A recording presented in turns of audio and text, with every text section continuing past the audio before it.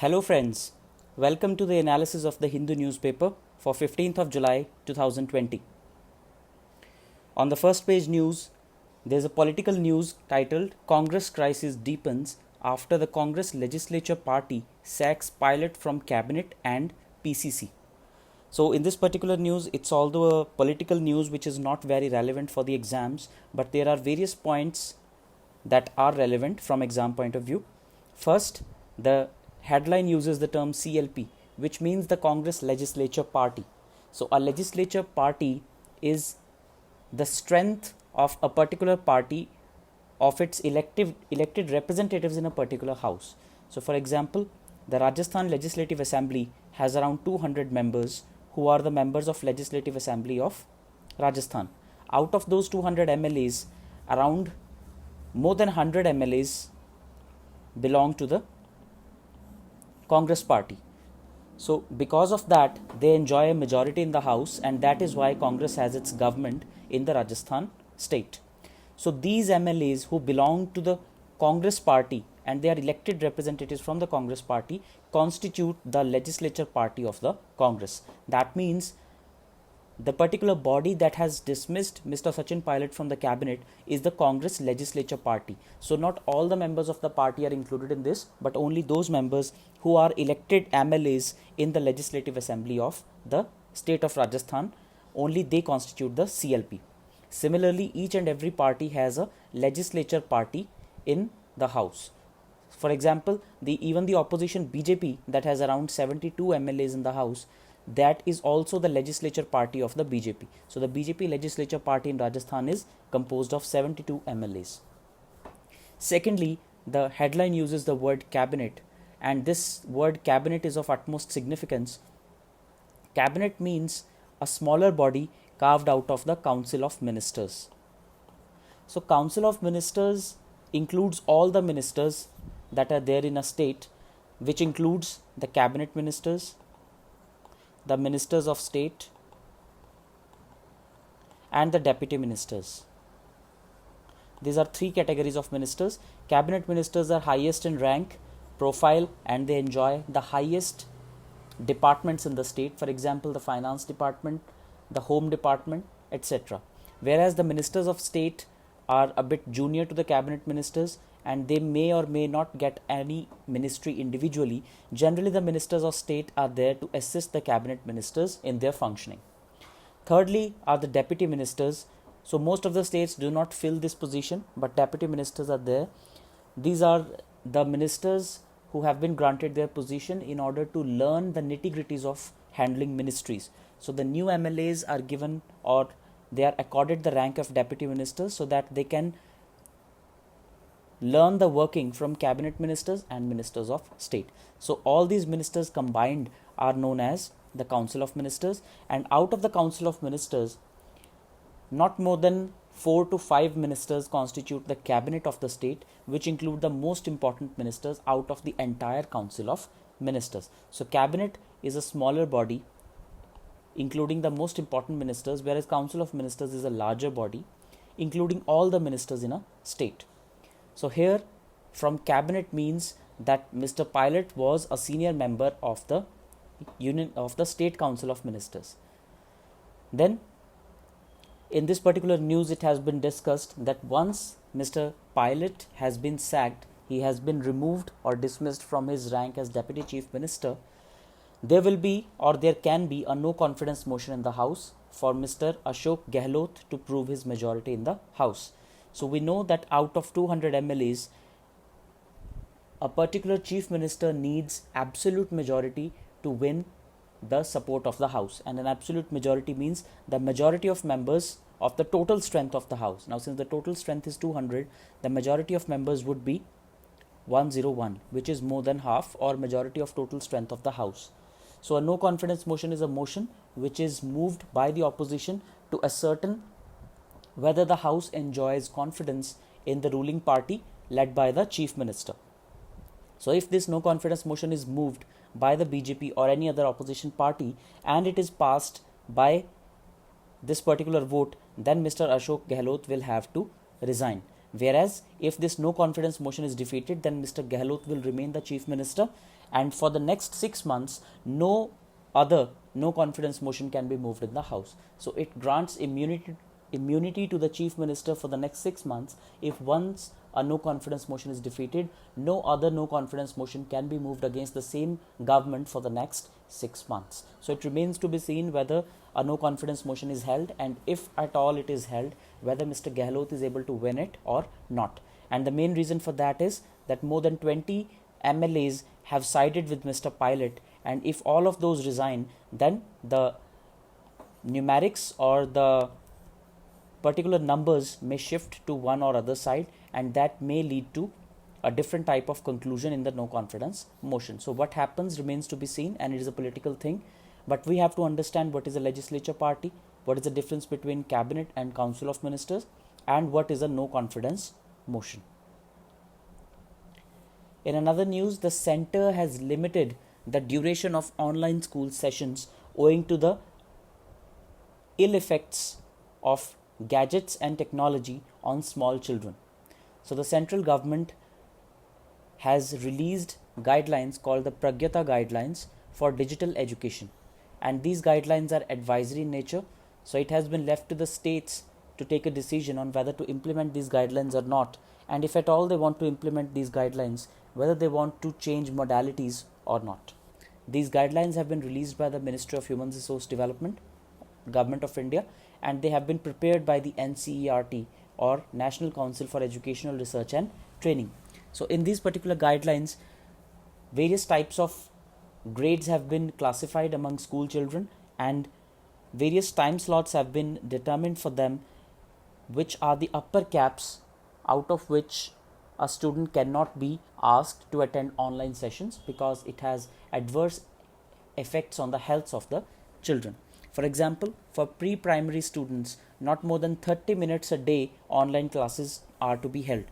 For students from classes 1 to classes 8, not more than 2 sessions of online classes of 30 to 45 minutes each can be held. So in this way, various types of slots have been decided, and time limit has also been capped so that children can learn holistically. The second and most important thing is that these particular guidelines recognize the class differences among various types of students. So the guidelines recognize that there are various types of classes of haves and have-nots.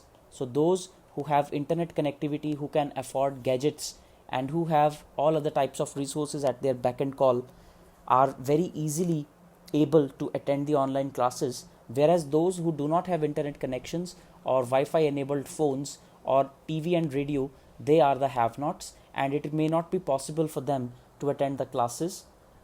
So the report has asked various state governments and various schools and various establishments to conduct a survey of various types of students that they are teaching, and to have an idea in mind that out of the classes that these institutes are providing, how many of the children are actually able to get benefit of these classes, and how many are such that cannot get benefit out of this particular initiative, no matter how hard they try. So those are the have-nots, and the guidelines have particularly asked the states and the institutions to conduct a survey on their behalf and to assess the benefits that these classes are having on various types of children, because in a particular class there can be various types of children, while some of them may get full benefit out of the classes, but some may not be able to.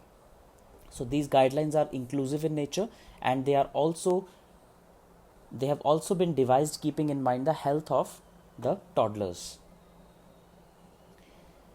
In a news related to the disqualification of members of Legislative Assembly, the Speaker of Nagaland has dismissed petitions for disqualification of 7 members of Legislative Assembly in the state of Nagaland on the grounds of defection. So in this particular regard, the politics behind this news is none of our concern, but we have to understand the disqualification procedures under the Constitution of India.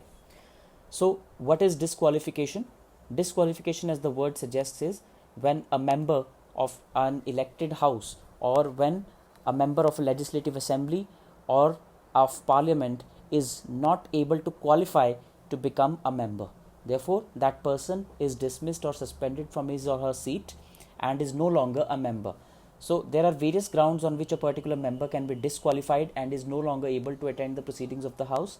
These two types of criteria are: one, on the basis of defection or on the ground of defection, and second can be any other criteria other than defection.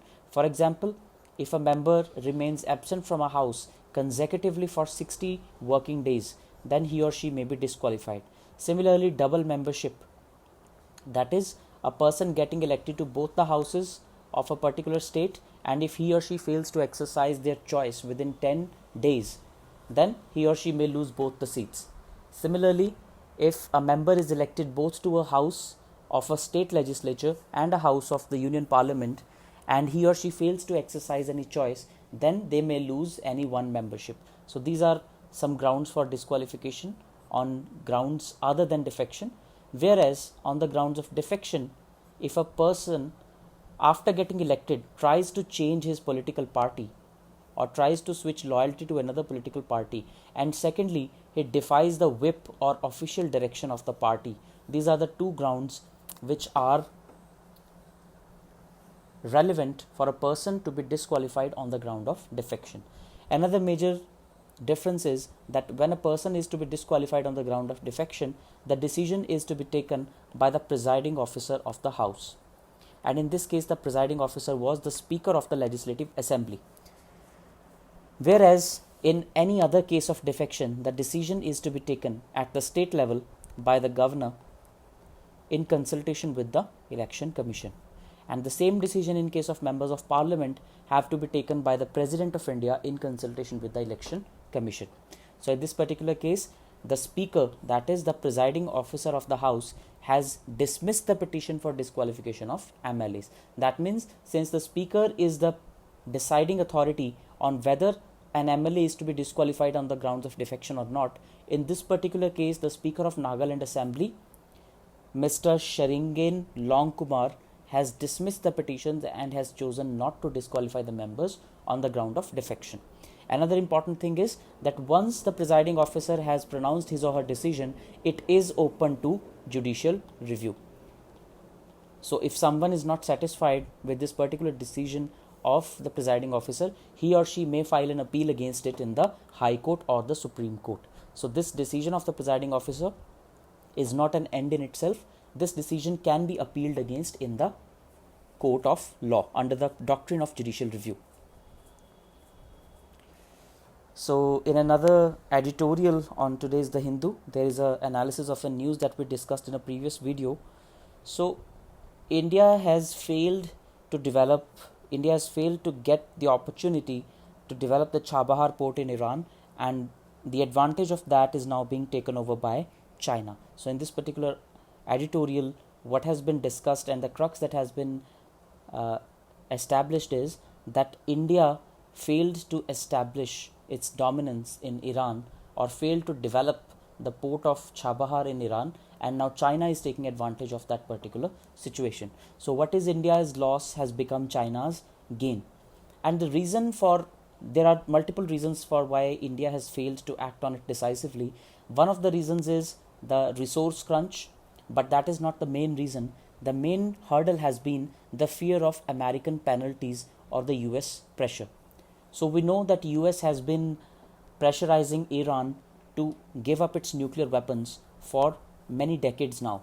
A deal was also reached in 2015 called the Iran nuclear deal by Mr. Barack Obama when he was the US president and 5 other countries.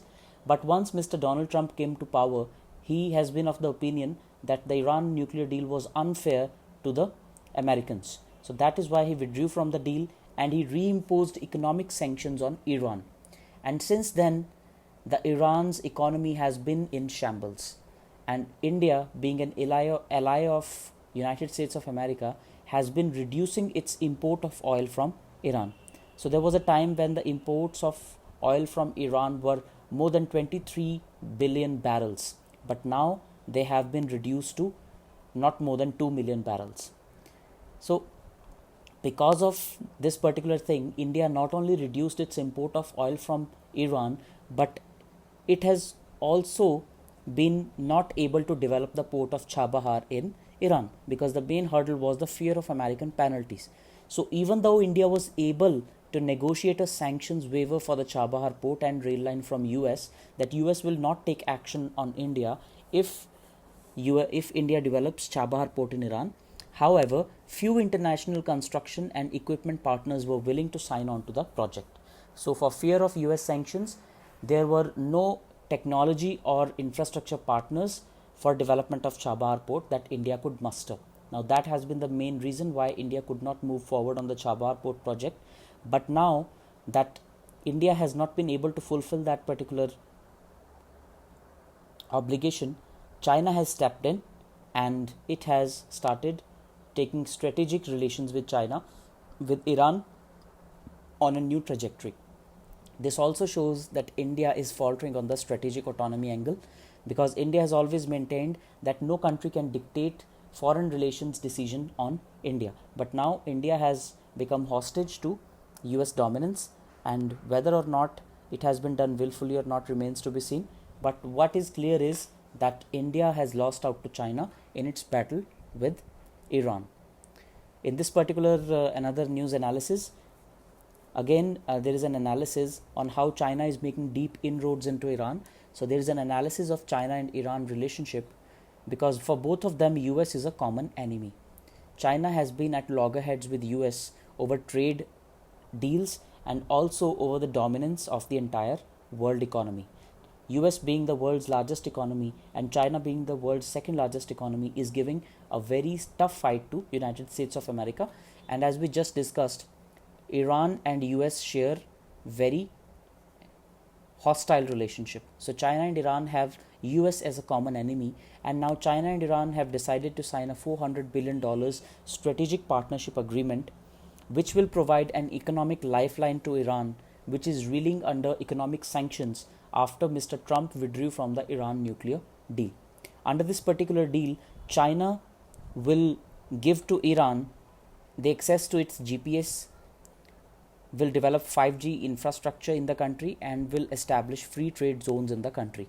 On the other hand, Iran will provide China with heavily discounted crude oil for 25 years. Iran will become a partner, or rather an active partner, in the Belt and Road Initiative of China, and it will also allow access to Chinese companies in banking, telecom, ports development and railways development. In railways development, the latest example is the Chabahar-Zaheda railway line, which is around 625 kilometers long. So earlier India was poised to develop this particular railway line, but now it has been granted to China. Although Iran says that it is developing this line on by itself, but since the Chinese authorities have got lease into the Chabahar port, it remains to be seen whether the railway line will also be developed by China or not. But it is a foregone conclusion that China and Iran are on a new path towards strategic engagement, and this does not go down well with Indian establishment, which has also enjoyed a strategic relationship with Iran. But now with the China making inroads into Iran, it remains difficult for India to woo Iran strategically. In another news related to China, US Secretary of State Mr. Mike Pompeo has rejected Beijing's claim to South China Sea. So a rising China is an expansionist China. Since China is acting dominantly in border disputes with various countries, in this particular regard, the statement has been made by the US Secretary of State, because China is also in dispute with various Southeast Asian countries such as Vietnam, Malaysia and Philippines over various islands in the South China Sea. So some of these important islands are the Paracel Islands and the Spratly Islands. These are two island groups in the South China Sea over which China has expressed its territorial ambitions, and these particular islands come into the territorial jurisdiction or the maritime waters of various other Southeast Asian countries. So this particular issue has been taken up by Mr. Mike Pompeo, because many of those Southeast Asian countries are active allies or partners of the United States of America. So Mr. Pompeo has said that the US will not allow China to bulldoze its way into South China Sea. Also, Mr. Pompeo raised the issue of Uyghur Muslims, since more than 1 million of Uyghur Muslims have been incarcerated in China and atrocities are being committed against them. And Mr. Pompeo also raised the issue of COVID-19, that it is a doing of the Chinese government and it has crippled the entire world economy. So all these particular issues show that China and US do not share a very healthy relationship, and the equations around the world are changing because of the Chinese posturing in various areas. There are various important words to remember in today's The Hindu newspaper. First and very commonly used word is sack. So sack here means dismissal. Sack also has another meaning, which means a bag. So a loose bag is also called a sack, but in this particular sentence, sack means to dismiss. So sacking means dismissal. The sentence in which it is used is, Congress sacked Sachin Pilot from cabinet. That means Congress has dismissed or removed Mr. Sachin Pilot from the Rajasthan cabinet. The second word is nosedive. So as the word already suggests, to dive with nose at the front end, that is nosedive. So a downward nose first plunge of a flying object. When a flying object falls on the ground with nose first, that is a nosedive, or a sudden extreme drop is also known as a nosedive. The sentence is, sales of passenger vehicles nosedive in first quarter. That means in the first quarter of the current financial year, the passenger vehicle sales have nosedived, and we know the reason for that is the COVID-induced lockdown. So nosedive means to fall drastically. The third word is status quo. So status quo means the state of affairs that exists. Status quo means the state of affairs that exists currently, whereas the status quo ante or ante means the state of affairs that existed previously. So the sentence is, during talks with China, India has consistently maintained restoration of status quo ante of April. That means whenever there are talks between India and China, India is always maintaining that the state of affairs that existed before April should be restored on the border. So the forces should go back to the points on which they were before April. That is restoring the status quo ante. Fourth word is dilemma or dilemma. So again, a very commonly used word. A dilemma means an undesirable or unpleasant choice. So it is a situation where a choice has to be made between two equally undesirable alternatives. So it's like on one side you have a well and on the other side you have a gorge. So you do not want to fall in either. So it is an unpleasant choice, but you have to exercise that choice. So an undesirable situation on both the sides. That is called a dilemma or dilemma. The sentence is, the country's decision to go to war has caused a major dilemma for its allies. Now, what could be the dilemma? The first choice is to support the country but to risk losing the war or to risk its economy. And the second choice is not to go to the war and to risk the relationship with this particular ally. So the country that wants to join war with its particular ally has dilemma. If it joins the war, then also it's unpleasant. If it doesn't join the war, then also it is unpleasant. So that is the meaning of the word dilemma. So thank you everyone. This has been the news analysis for 15th of July 2020. Thank you for watching.